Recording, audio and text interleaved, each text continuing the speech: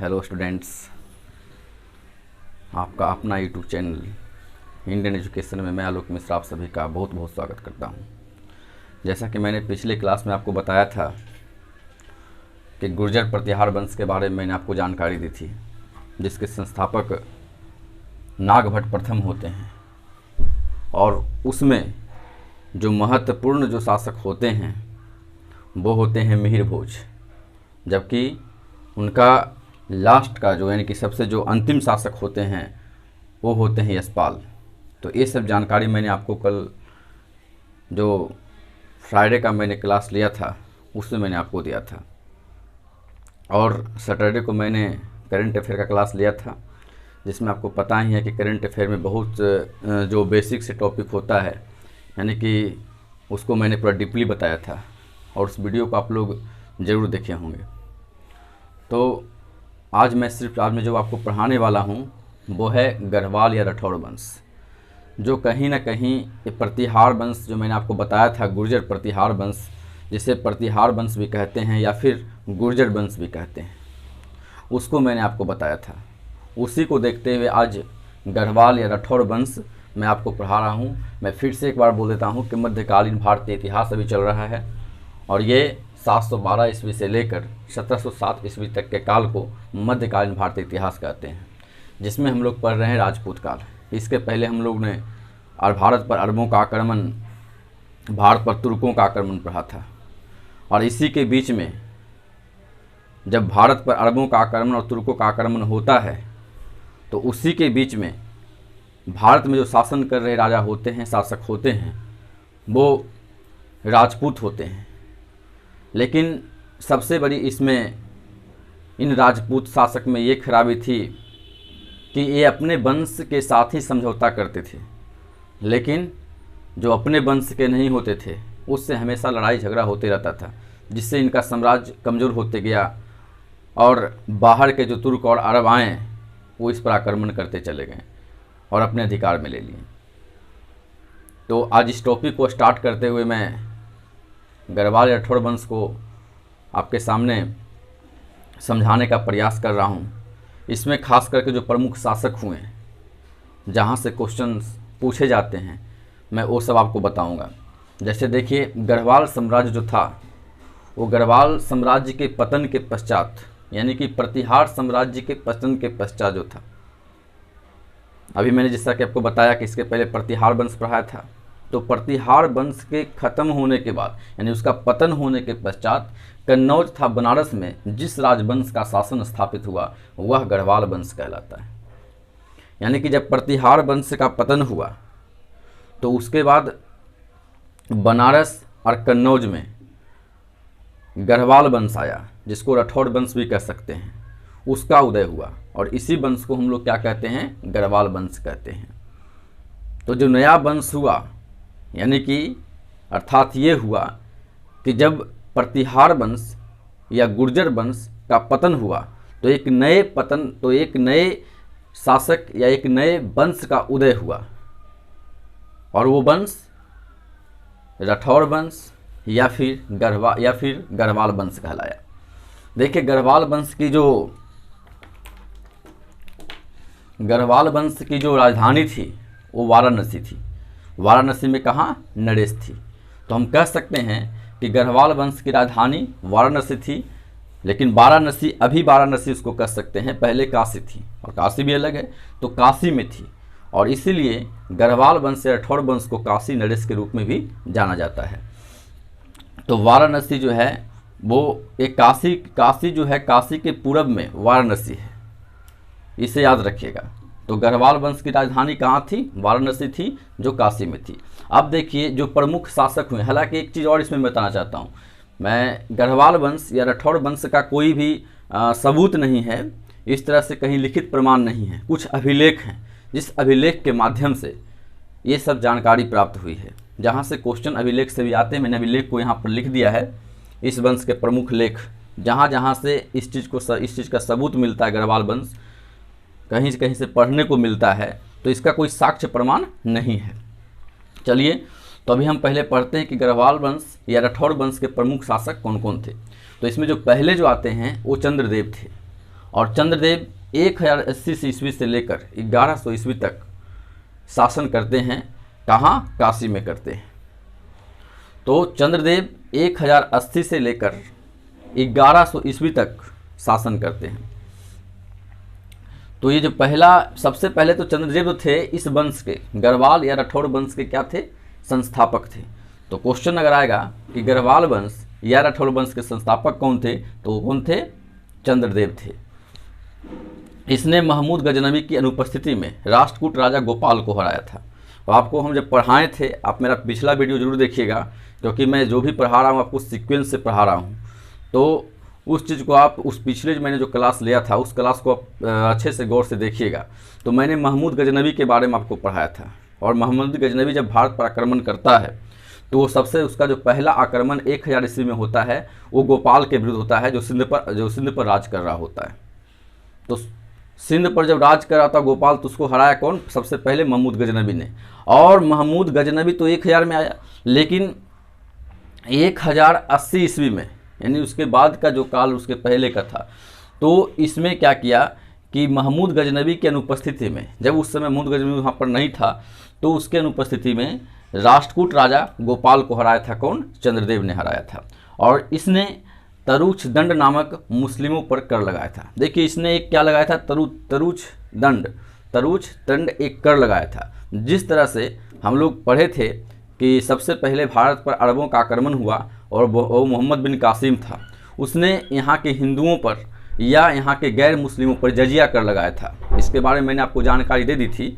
तो जजिया कर क्या होता था कि गैर मुस्लिमों पर लिया जाने वाला टैक्स होता था, कर होता था। तो उसी तरह से तरुक्ष दंड ने मुस्लिमों पर एक कर लगाया था, जो कर तरुक्ष दंड के नाम से जाना जाता है। और ये तरुक्ष दंड जो युद्ध पर जो खर्च होता था, तो युद्ध पर जो खर्च होता था वही मुस्लिम लोग से कर के रूप में लिया जाता था। तो ये सब जानकारी जो मुख्य पॉइंट था, जहाँ से क्वेश्चन आने की पूरी संभावना होती है, मैंने चंद्रदेव के बारे में आपको बताया। जो अगला जो नेक्स्ट शासक होता है इस गढ़वाल या राठौड़ वंश का, वो है गोविंद चंद्र। और गोविंद चंद्र ने 1155 ईस्वी से लेकर 1170 ईस्वी तक राठौड़ या गढ़वाल वंश पर शासन किया। तो इसे याद रखिएगा, गोविंद चंद्र जो 1155 से लेकर 1170 ईस्वी तक शासन करता है। ये देखिए, जिस तरह से आपको मैंने पढ़ाया था गुर्जर प्रतिहार वंश में कि मिहिर भोज जो है वो सबसे शक्तिशाली शासक था। शक्तिशाली शासक कहने का मीन्स हुआ कि उस समय जब वो साम्राज्य कर रहा था तो अपने साम्राज्य का, अपने वंश का उसने बहुत विकास किया, उसका बहुत विस्तार किया, बहुत दूर तक फैलाया। तो इसलिए उसे शक्तिशाली शासक कहा जाता है। तो जिस तरह से गुर्जर प्रतिहार वंश में मिहिर भोज सबसे शक्तिशाली शासक था, उसी तरह से गढ़वाल या राठौड़ वंश में गोविंद चंद्र सबसे शक्तिशाली शासक होता है। गोविंद चंद्र के एक मंत्री थे। यहाँ से जो क्वेश्चंस, जो मुख्य पॉइंट हैं, जहाँ से क्वेश्चन आने की पूरी संभावना होती है, मैं उसके बारे में बताता हूँ। तो गोविंद चंद्र जो है वो उसी के दरबार में एक मंत्री रहता था जिसका नाम था लक्ष्मीधर था। और लक्ष्मीधर ने एक पुस्तक को लिखा था, जिस पुस्तक का नाम था कल्पतरु। उस पुस्तक का नाम क्या था? कल्पतरु था। और कल्पतरु को हम कल्पद्रुम भी कहते हैं। इस चीज़ को याद रखिएगा कि गोविंद चंद्र के एक मंत्री हुआ करते थे, उस मंत्री का नाम था लक्ष्मीधर। और लक्ष्मीधर एक पुस्तक को लिखें जो कल्पतरु या कल्पद्रुम के नाम से जाना जाता था। और उस पुस्तक में जो लिखी गई बातें हैं वो कानून से संबंधित, कानून प्रक्रिया से संबंधित जानकारी उसमें मिलती है। तो इस तरह से इसमें एक मुख्य पॉइंट हुआ। जो नेक्स्ट पॉइंट है वो है गोविंद चंद्र की रानी। गोविंद चंद्र की एक रानी थी जिसका नाम था कुमार देवी।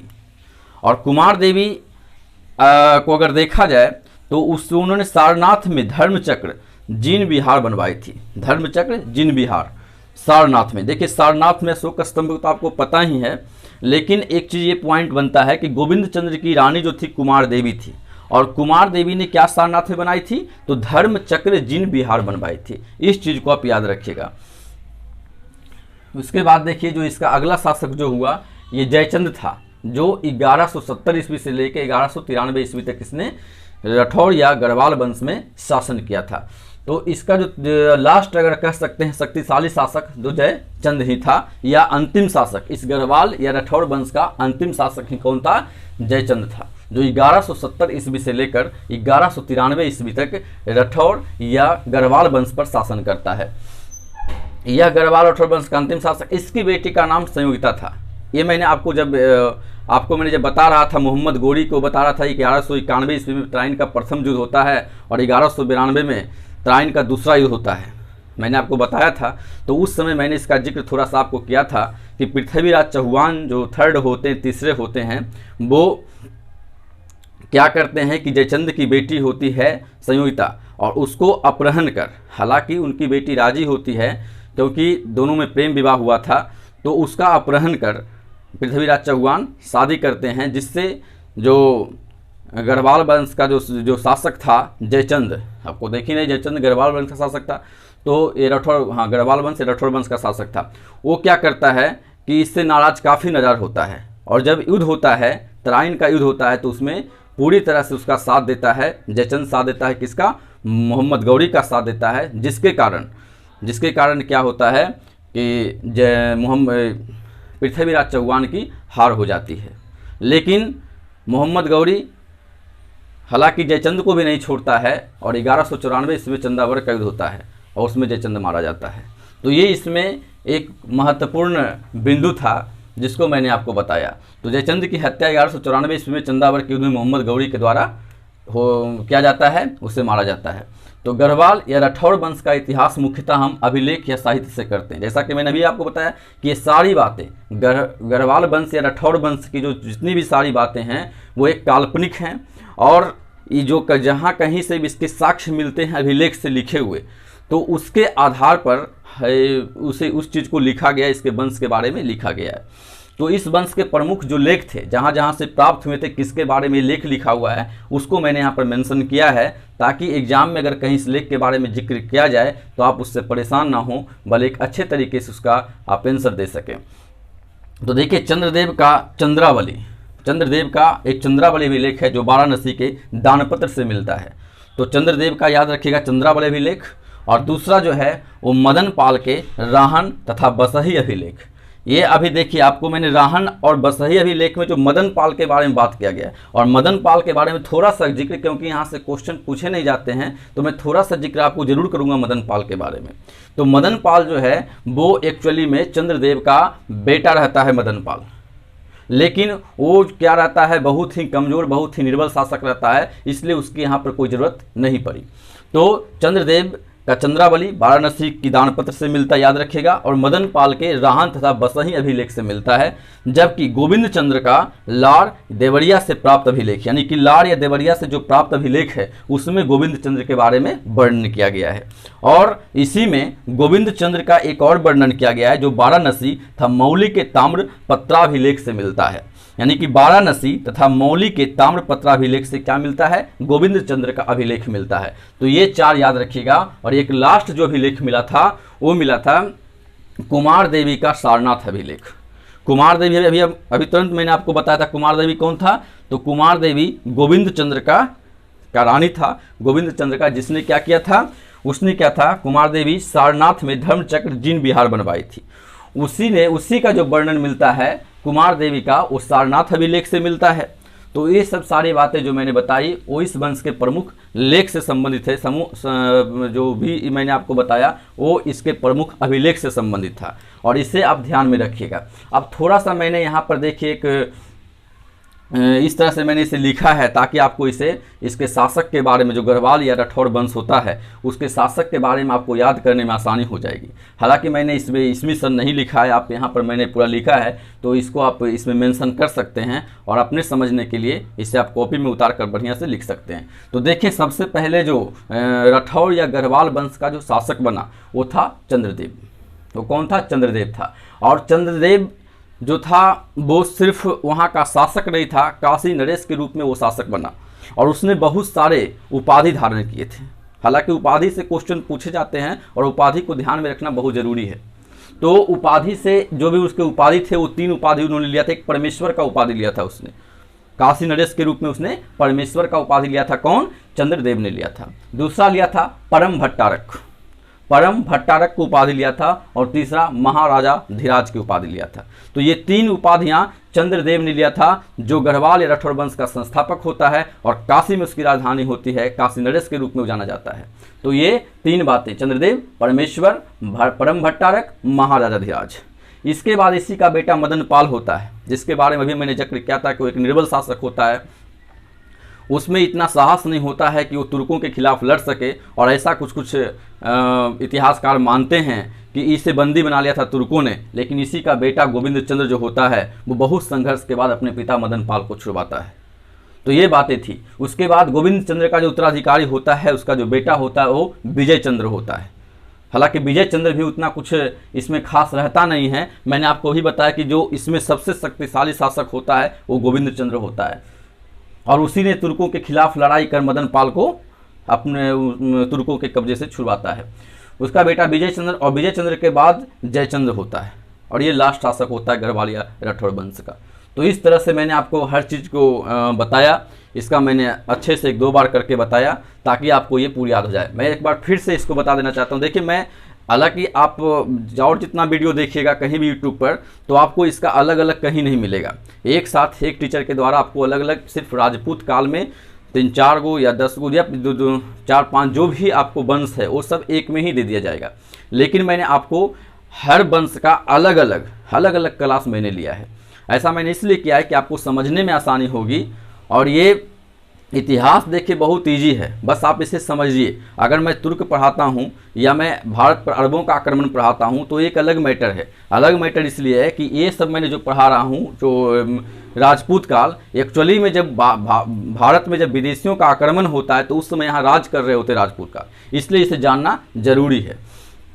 तो देखिए, एक बार मैं इसे फिर से रिवीजन कर देता हूँ कि गढ़वाल को ही राठौर वंश भी कहते हैं। और ये प्रतिहार साम्राज्य का जब पतन होता है, प्रतिहार साम्राज्य के मैं फिर से बता रहा हूँ कि जो उसका प्रतिहार साम्राज्य या गुर्जर साम्राज्य होता है, उसका वंश के संस्थापक नागभट्ट प्रथम थे। और अंतिम शासक कौन थे? अंतिम शासक यशपाल थे। इसे याद रखिएगा। जबकि उसमें शक्तिशाली राजा जो होता है वो मीरभोज होता है। तो प्रतिहार साम्राज्य के पतन के पश्चात कन्नौज तथा बनारस में जिस राजवंश का शासन स्थापित हुआ गढ़वाल वंश कहलाता है। गढ़वाल वंश की राजधानी कहाँ थी? काशी थी, जिसको वाराणसी भी कह सकते हैं। और उसमें कुछ प्रमुख शासक हुए जो जैसे कि चंद्रदेव, जो 1080 ईस्वी से लेकर 1100 ईस्वी तक शासन किए। और इन्हें चंद्रदेव को गढ़वाल या राठौर वंश का संस्थापक माना जाता है।